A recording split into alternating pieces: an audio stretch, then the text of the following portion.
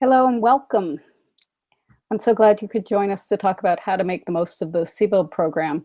This is the second of the series, and in the first issue, we talked about generally the overview of the program and how to make the most of the ongoing support hours and the retreat. Today, what we're going to focus on is our in-person events. And we have two of them. The CBL 101 and the Co-op Cafe are the key opportunities to meet with other cooperators this year in person. At the end of the workshop here, we'll just briefly talk about our online events and foreshadow some of the themes we'll be working with this year. So Mark, how about talking about the 101 first? Sure, thanks, Thane. Howdy, everybody. So the CBL 101 is one of the core elements of the CBLD program that we started with in the pilot year, 2005. We think of it as a foundations class for newly elected directors. It's often attended by GMs and their designated successors, directors who have been on the board longer than just a short while, maybe a year. Sometimes people come back after a few years. But the intent of the CBL 101 is to lay down a foundation of knowledge that it would be great if people serving on the board understood. So the four components are cooperative principles, values, history, and kind of getting a sense of range and global presence of co-ops, legal roles and responsibilities, cooperative governance, and financial understanding. And in that section, we do whiz-bang balance sheet lesson. So we're just going to quickly just touch on each of those four components and then tell you a little bit about the Co-op Cafe. So the idea behind laying down some foundational knowledge on the understanding what a co-op is that oftentimes when people get on a food co-op board, it's their primary experience with a co-op. And co-ops exist all over the world in lots of shapes and sizes, and they've been around since the mid-1800s. So there's actually a lot to know and understand about co-ops and how that history and breadth of, say, organizational existence informs our own work at our individual co-ops. The cooperative principles and values go, you can trace their lineage all the way back to the Rochdale Pioneers. They're rich in value, and we share them with thousands of co-ops around the world. So we describe that and also talk about the strategic value of the co-op principles and values in that first segment. So Thane, do you want to touch on the legal roles and responsibilities in co-op governance a little bit? Absolutely. Those two segments are actually quite interrelated. If you think about the board of directors and recall that it holds the fiduciary responsibility for the co-op, that responsibility is one that it is possible to make some very helpful generalizations about how to appropriately execute. So that even though specifics of state law will vary depending where a co-op is located, the overall general concepts and legal principles that boards of directors need to be familiar with can easily be oriented, and that's what we're doing in that first part of the workshop.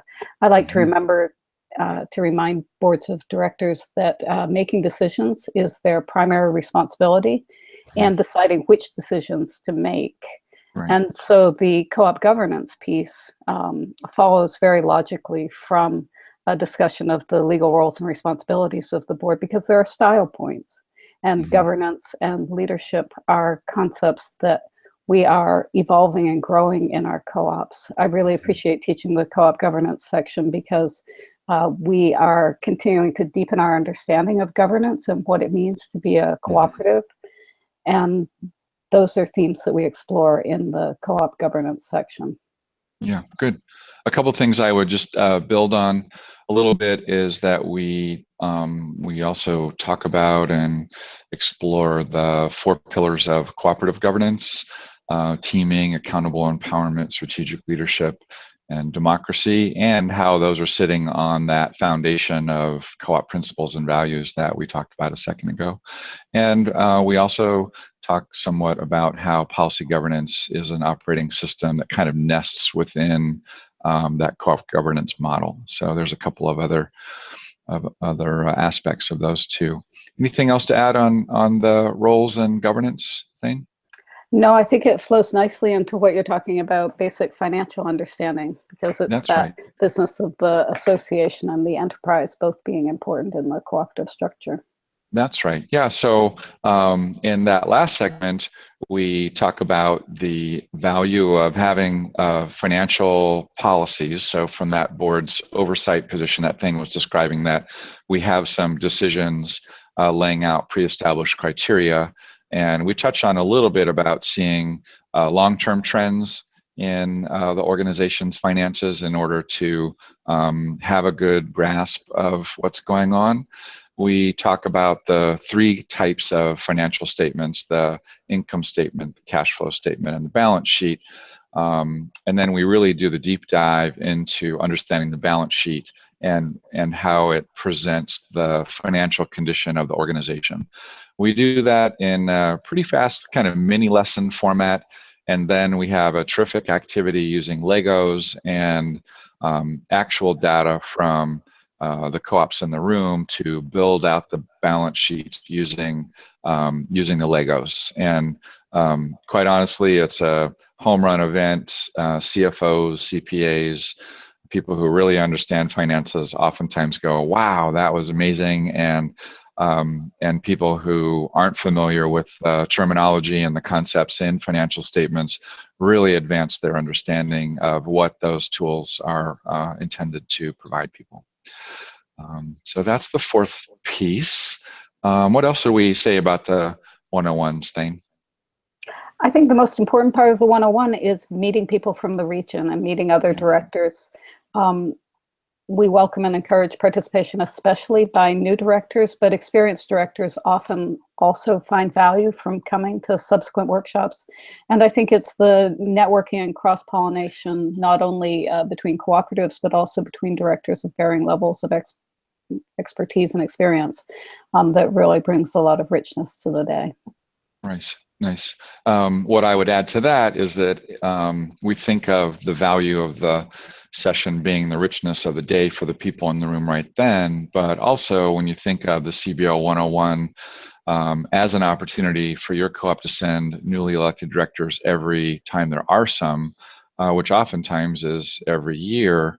Over time, you develop the shared foundation among people, right? So we've been doing the CBO 101 since 2005. Some co-ops have been sending their newly elected directors to the CBO 1 in their region every year. So they have had that consistent platform to work on.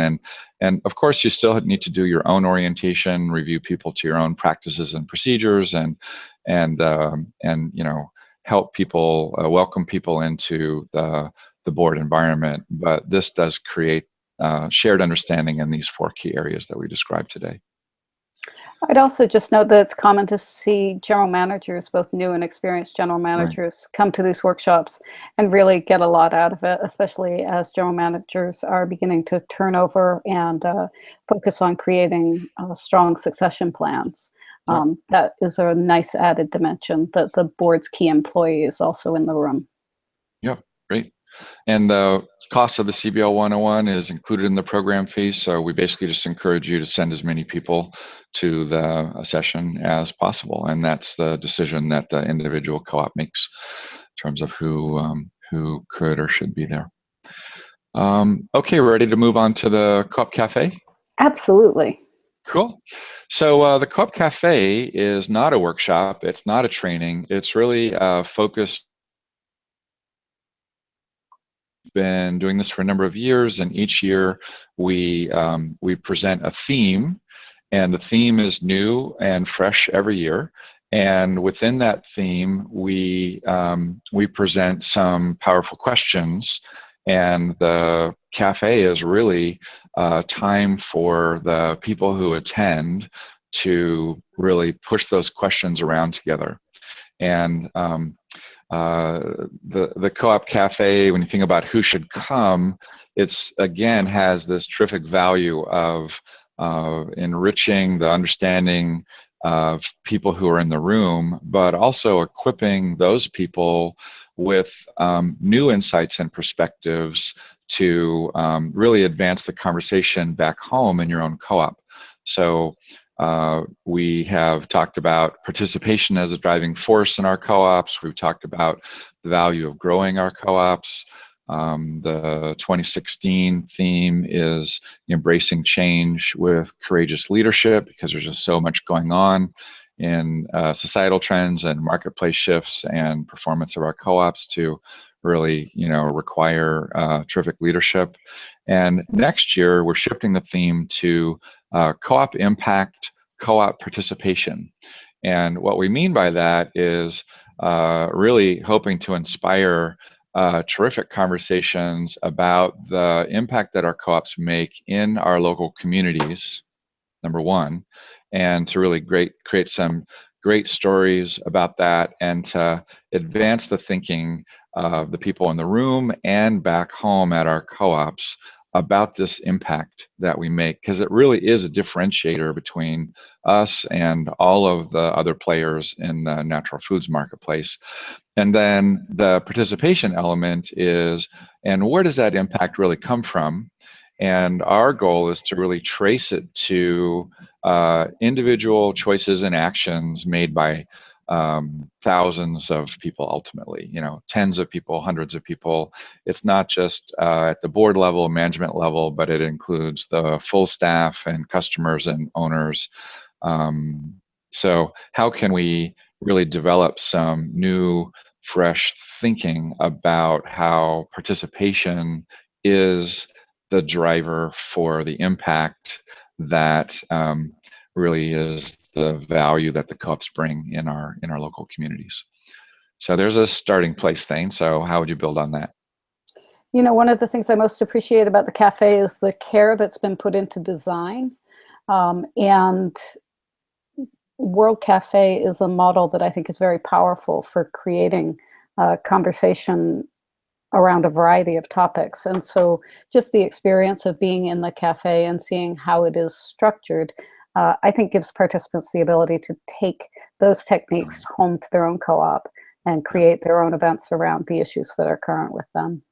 Yeah, that's for sure. And we intentionally kind of model how the process works, and we have a tip sheet in the workbook that we use, so that I mean, there are some nuances that we're quite good at now, but that we certainly know plenty of co-ops that have done the use the cafe model at home for their own engagement purposes. Great example. Something that I would add to that is that we encourage people to come from all levels of the organization. It's not meant to be just a board and management thing. We encourage you to bring department managers and staff. And so far, our record is River Valley Co-op bringing about 45 people, and that includes, again, people from all roles in the co-op. And our goal is to really have that spread so that more co-ops are bringing more people from their co-ops and from different roles in their co-ops, so that again, we have that richness in the day, and then back home you have the benefit of all of those people having had the shared experience. So for 2016, we still have a couple more cafes coming up. It's about courageous leadership and embracing change. And then right away in February and March, we're shifting over to the new theme of co-op participation. Co-op impact. What does that look like? How many ways can we think about co-op impact? And then where does that come from? I.e., what does participation look like as the driver for that? One other thing I would just tuck in there is that I think in 2017 we'll be bringing in other co-op sector stories as well. So while as we have moved through the last year or two, it's been, because there's been so much to talk about with the changing landscape for food co-ops, we've been very focused on that. that will still be a strong element, but there are so many co-op impact stories and participation stories outside of the food co-op world that can inform the thinking at food co-ops that we're going to want to bring those into the events as well. So Mark, just one exciting thing to note kind of in summary is that at the conclusion of the cafe, the video content that's used for discussion purposes in the cafe is captured and is available on our CDSCC website. And just to highlight one of the important uses of your primary CBLD consultant, which is a relationship we talked about in the last presentation here, using your CBLD consultant to help you identify videos and resources that are relevant to the conversation you're having at your co-op so that you can keep the conversation going and take it to the next level is actually a great use of time. Yeah, really good. So we have some short presentations in the cafe, about 8 minutes, sometimes less, and those are primarily meant to stimulate the thinking in the room. So again, there aren't any workshops and trainings at the cafe. It's really, here's some new insights, here's a perspective, here's some wisdom coming from someone who has something to say about the theme, and it's meant to just like get the wheels turning for the conversations to follow. And we have all of those recordings. So if you go into the library, they're super short. You can play them, you know, in a meeting of any kind, and have been used widely for that. We also use a technique encouraging people to doodle during the day and also illustrate their ideas on quilt squares.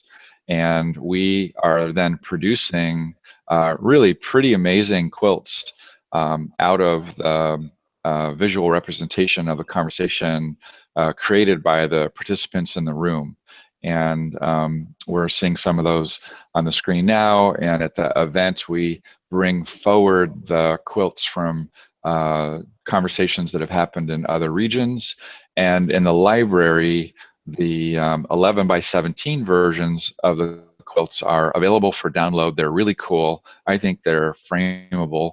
And also, we can produce the large format quilts for you if you're interested in having one at your co-op. So that's another fun part of the cafe. The cafe is sponsored by the National Cooperative Grocers and National Co-op Bank, NCG and NCB. And then there's a modest fee of $60 a person. We have an incentive for 8 or more. I think there's one free admission. So thank you to the sponsors, and really hope to see you there with a, we say rent a bus and bring a crew, right? Bring lots of people, because that's what makes it super fun. That's great. So what are we going to talk about next time we get together, Mark? Okay, well, one way to create a bridge to that is we're going to be doing some online material, online resources, and the cafe theme is one of the 4 themes that will be focused on next year. So this co-op impact and participation won't just be at the co-op cafes. We're going to try and kind of stimulate a year-long conversation by having lots of stories available online. We'll be talking about that in November in one of our 2 sessions coming up. The other 3 themes that we're going to focus on for next year is building a strong board GM relationship. And we're going to slice and dice that in many ways and really kind of present some new or compelling information about how to really honor, respect, and nurture, support that relationship so that it's super strong. And then another theme is compete to thrive. So this will be bringing forward educational material for boards about the changing landscape, a lot like we've been doing in the cafe when we were talking about growing the co-ops and courageous leadership. But this presentation will really help us understand the environment that our co-ops are operating in, so that we can compete and thrive. And then lastly, the fourth theme is to bring forward kind of new trends in qualifying and electing directors. And we'll be presenting a number of stories, just sharing with you what we're seeing some co-ops doing. So again, this idea of, as you know, going back to Thane's comment about the value of continuing to push how we think about co-op governance and making that as rich as possible. One of the components of that is, you know, who's on your board and how do they think about their role there and how do they end up there. So looking forward to that. We have these two sessions in November. We'll be doing little mini presentations kind of like this on each of the themes. So we'll have more to say about them then. And then in 2017, we'll be rolling out that content, and we'll keep you posted on how that's going to look. We have a few different ideas in mind. We might experiment and pilot some and ask you for your feedback along the way. So Thane, what else, anything there we would want to build on at all? Just to summarize, to say one of the reasons that we're really focusing on the online content for next year is we're trying to, you know, do better at being reaching more deeply out to more people, in our client co-ops, and make the information more accessible and more usable. So trying to figure out new and different ways of packaging information and telling stories from co-op to co-op so that we can make the connections that make us all stronger. That's right. And that's partly based on our success in experiencing putting great Co-op Cafe videos in our library, because they are viewed a lot. And so now we're kind of broadening out the range of what content will be available that way. So tip of the hat to Joel Brock and helping us get there on the tech side of all that stuff. And I think that's about it. Any questions or comments, Joel, that we should touch on before we wrap up?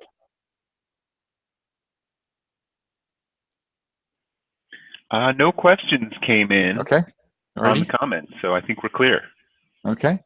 So what are the dates of our next two mini presentations? We have November 2nd at 12 Central and November 9th at 12 Central. Both of those are Wednesdays. Okay, cool.